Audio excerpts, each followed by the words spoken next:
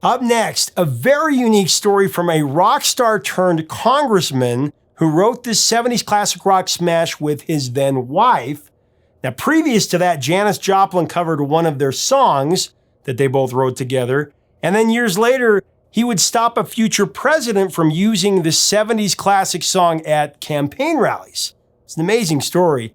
We have two original members of the smooth rock and 70s band to relate the story of this song as well as their new album coming up on Professor of Rock.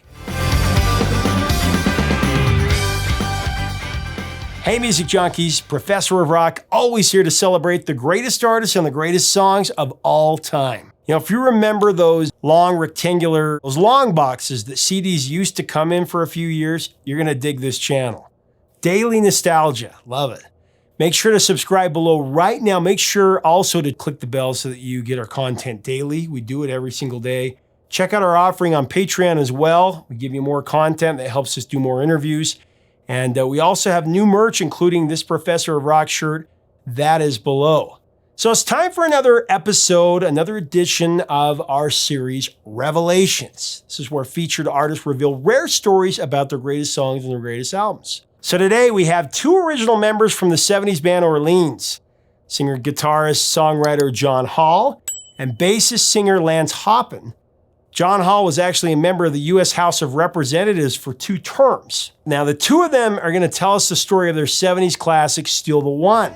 We're still having fun, and you're still the one. As well as their brand new Orleans Christmas album, New Star Shining. It's coming out on Sunset Boulevard Records. There was a new star shining. Now, some have called Still the One yacht rock gold. I say it's just good old classic rock. What do you think, though? Let me know in the comments. So let's get right into it. Now, as we go into this song, this interview, I want to thank our sponsor, Zenni Eyewear. These are the frames that I wear every single day. I love it because you can design the sides, the inside. I've got Professor of Rock on the side. You can put whatever you want. Zenni, you shop according to the shape of your face. That ensures you always have really amazing, stylish looks based on your preference. You'll always look great, and you can see how you look with their mirror feature before you buy. Here's Lance and John with the story. Everybody knows this song. They sing it to the top of their lungs. It's just one of those feel-good classics, Still the One. We're still having fun, and you're still the one. 1976. Number 5 on the Billboard Hot 100. Should have been a number 1 hit, in my opinion. And it has that classic shirtless cover. Everybody remembers that cover. Right, the naked cover, they call it, which we've been ridiculed for.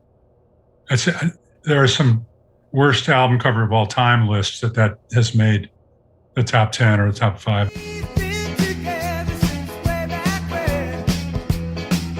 What a great song. This is a case of the lyrics coming first. Johanna was talking to a friend of ours who was going through a divorce, and she asked if Johanna could write a song, or if we could write a song about people staying together, because there were so many songs about people breaking up. And Johanna handed me this envelope where she had written, "We've been together since way back when," etc. The entire song, all the couplets, still the one can scratch my itch, still the one I wouldn't switch, the whole song. You're still the one that I wouldn't switch. And said, "Do you think he can do anything with this?" And I, sat down and thought Chuck Berry and played that ta-da-da-da-da-da-da.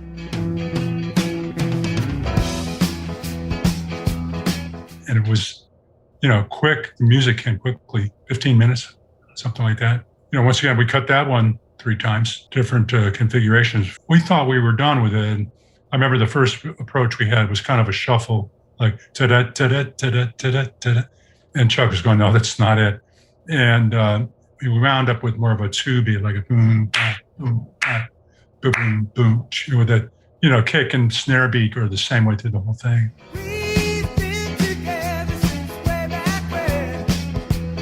One of the things I remember about that is that when we were mixing it, Chuck had brought in Val Garay, who's a very famous LA mixdown engineer, had done things like Betty Davis Eyes. She got Betty Davis Eyes. We were getting ready to mix. This was before automation, the mixing. So we had the 2-inch tape going around the reels behind us, And there's a console, and Val's sitting in the middle of it, and Chuck Plotkin's over to the right grabbing a couple faders. I think Larry was on the top writing, guitars, or I was writing tom-toms. Lance might have had a hand in there doing something. I mean, we were all basically trying to do what automation does. And we rehearsed it once. Okay, let's roll the tape and try to get our moves down so that this guitar lick comes up to be loud enough, or this vocal line. Make sure that's above the tom-tom fill so you can hear the words of it and so on.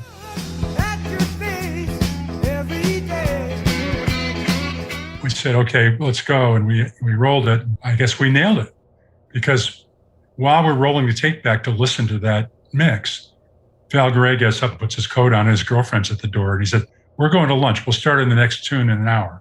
And we're going like, wait, we're paying you a huge amount of money to mix this. We want to hear it at least before you go for lunch and make sure this really is the one. He said, my hands were shaking. I know that was it. And sure enough, it was.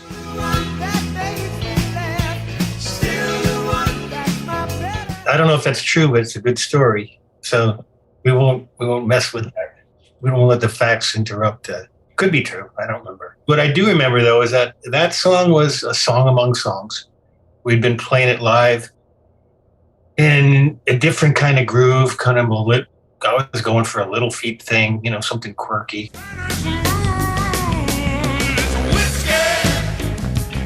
Not straight ahead like that.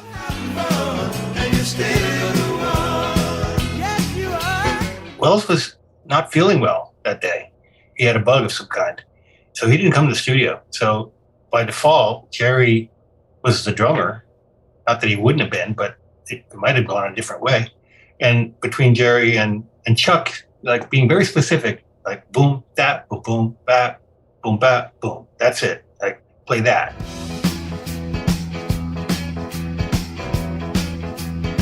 That locked it in, into that feel that makes it work, not a shuffle. So there's a lot of details, you could throw at the story, but no, I don't think anybody predicted it was going to be a hit. But nobody could have predicted the ubiquity of it, like the pervasiveness into American culture that it's become by virtue of endless usages, from the ABC TV theme song for 2 years. Still the one with something new. Still the one to endless commercials and movies and TV and political campaigns. And in fact, we're in, 2 movies next year, John? And yeah. A golf course in Vegas and a casino in Utah and a this and a that, and it doesn't end. We wouldn't also not have predicted the longevity of this band. It was great to have the heyday, because it's enabled us over the years to keep playing. And it's not like we've played every year. It's been resurrected many times over the 5 decades. Most of the time, we've been a working band.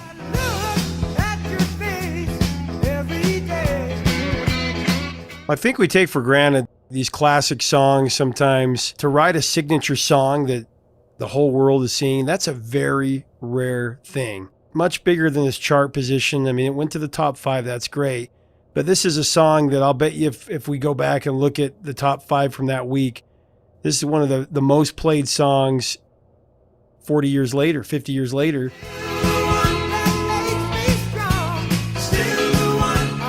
Yeah, it's interesting. I grew up listening to WABC AM radio from New York, big top 40, 100,000 watt clear channel station at night. And I was growing up in Elmira, New York, way out in the western part of the state. But I got used to hearing that station. Well, when Still the One finally, our careers blossomed all those years later after I was listening to that station as a kid. And Still the One got to number 2 on WABC in New York. And the song that kept us out of the number 1 spot was Disco Duck. I'm the Disco Duck! So I'm just really glad we don't have to go out on the road and play Disco Duck every night. There's no stopping a duck in his way. So I got back up to try. I heard a story, and that's what's great about the urban legends that we had in the 60s and the 70s and the 80s that were passed around. What's the real story? What's the urban legend? But there was an urban legend that your then wife, Johanna, wrote the lyrics on a napkin. Yeah, it was an envelope, but it's the same idea. You grab whatever's closest that you can write on. So the idea doesn't go away. You have to, get something down. I used to carry a little notebook in my car to write down song ideas because they come to me at, unpredictable times. I could be riding in a car and hear something in my head or think of a phrase that seems like it would be a good start for a song. And I always try to get them down as quickly as possible for that reason.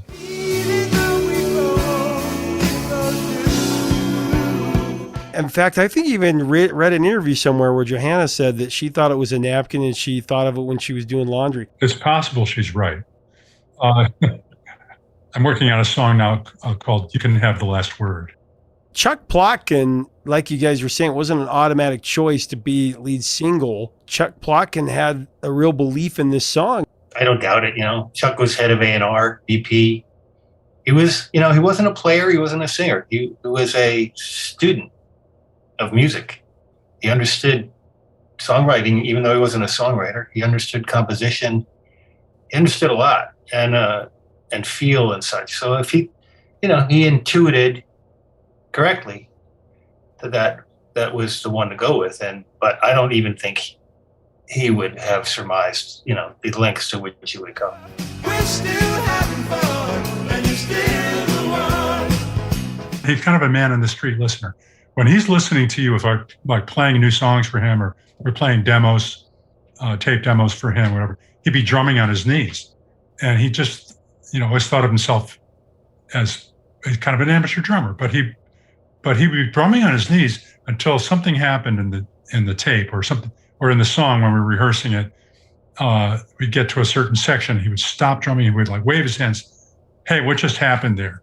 I was feeling it. And I was drumming on my knees, and all of a sudden it went away. What was that?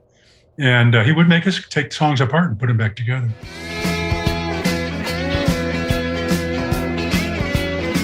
Well, and he's done so much great work with Bruce Springsteen. Yeah.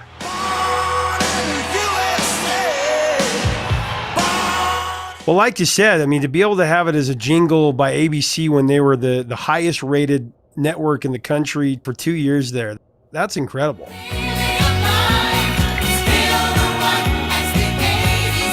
It is. It was used in the same year by Burger King and Nutrisystem, so you could lose weight and gain weight with Still the One.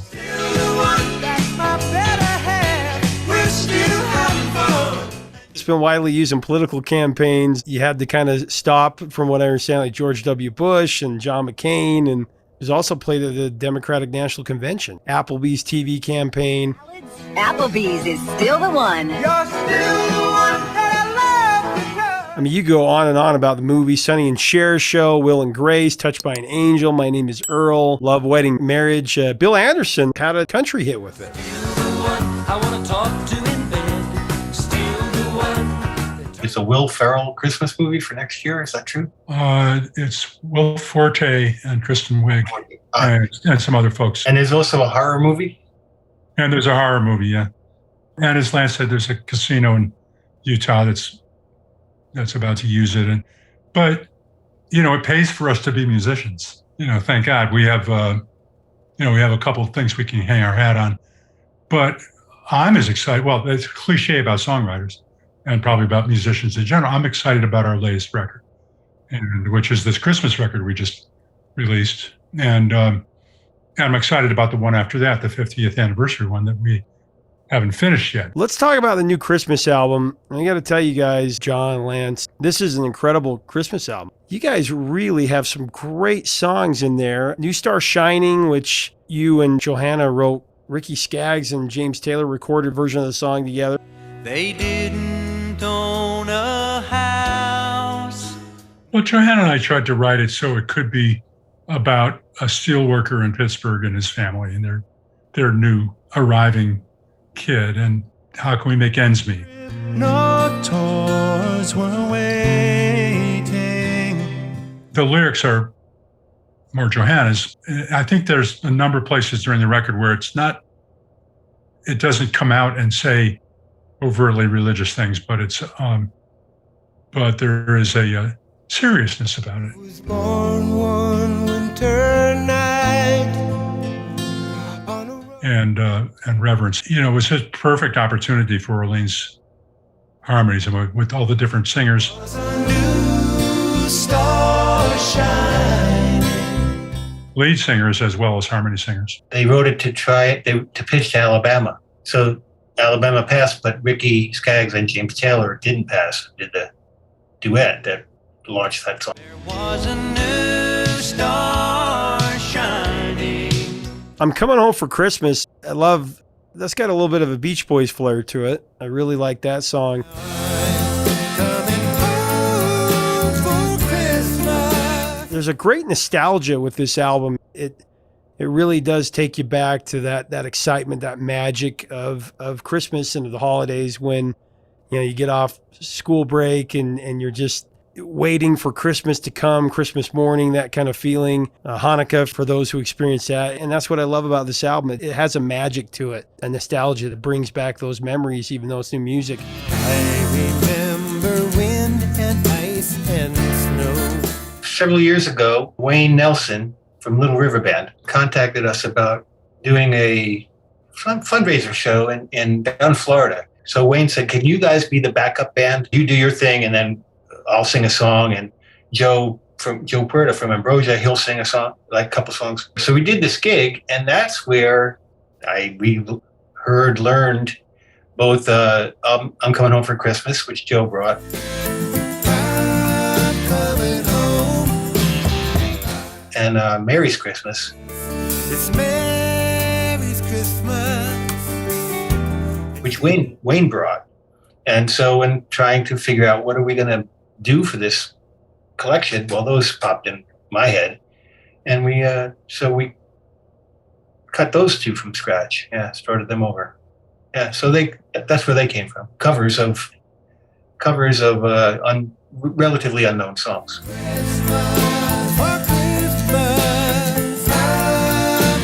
Jingling in New England. Jingling in New England this year. I love that one. I feel like I'm there, the way you guys put that together. I love it. Well, it's Fly Amaro, is the aforementioned Fly Amaro, fabulous singer and guitar player.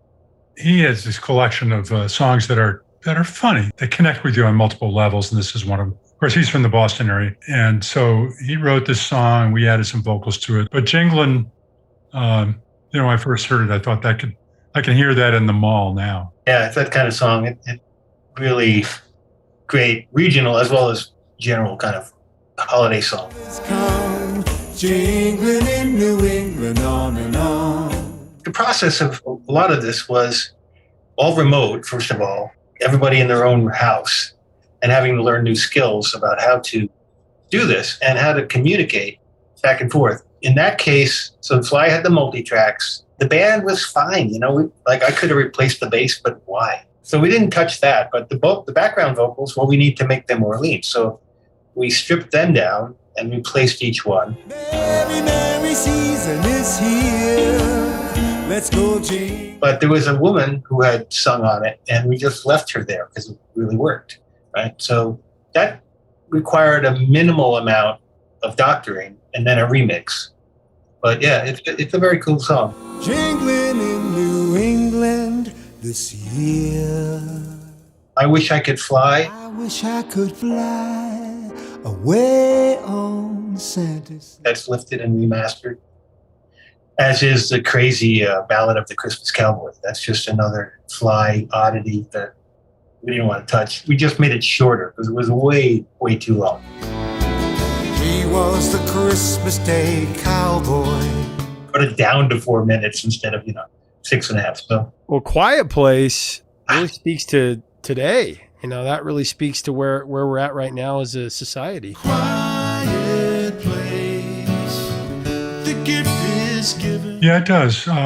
We think it's tumultuous and that there's a lot of strife and conflict today, and there is. But so was there back in times of Bethlehem and Nazareth and the Christmas story unfolding. All the kings and Pharisees, lords of fear and poverty.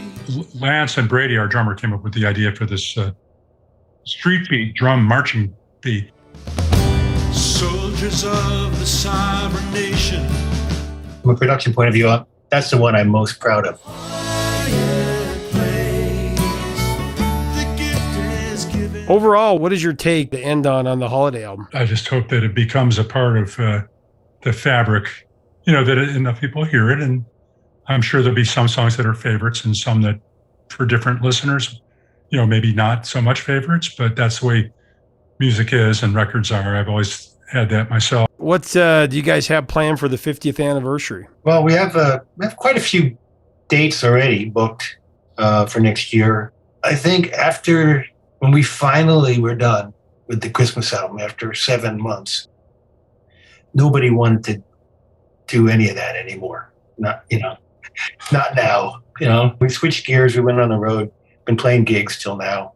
So we really have 2 years to put out a 50th anniversary album. Looking back on your career and your personal life and all things considered, what are you most grateful for? Boy, that's a big question. I'm grateful for the gift of doing something I love for a living. Yeah, that's essentially it, is that the world has allowed us to make a living at what our calling is. And some people don't even know what their calling is, let alone make a living at it. Some people do and can't make a living at it. And it's not like it's always been easy, and it's not like it's the only thing I've ever had to do to make a living. I've had other work, when things were not so good, but it's just so great now. I mean, my 60s have been stellar. If I'd known, I would have skipped the 40s and 50s entirely. Just, I could come here, but to be able to do this, to be allowed to do this, that's what I'm grateful for. And I'm grateful that we had such success early on, because without that, we couldn't be doing this. No, it's a blessing. It's a blessing. We've been given some talent. We've been also given, families that nurtured us to allow us or to help propel us in that direction. And we've also been given the ability to actually work hard and concentrate enough to do it. There are some people who have we all know musicians who have unbelievable talent, but don't have the self-promotion gene, or they don't have the ability to sit down and focus and do what would advance their careers. It's always so many distractions. It's image and attitude are important at times, and in the business they're important, but sometimes people can just get to the point where it's all about image and attitude and not about musicality. And I think we've kind of hit a path that works for us.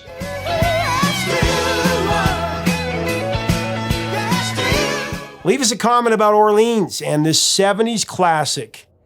What are your memories? What are your thoughts on the song? Pretty amazing story. Share below. You can get Orleans' new Christmas album. Just click on the link below in the description. If you like the video that you've just seen, we invite you to be a part of our community by subscribing. You can do that below. Make sure to check out our new merch, including this shirt, and our Patreon as well. Help us keep the music alive. That's the goal. Until next time, 3 chords and the truth, my friends.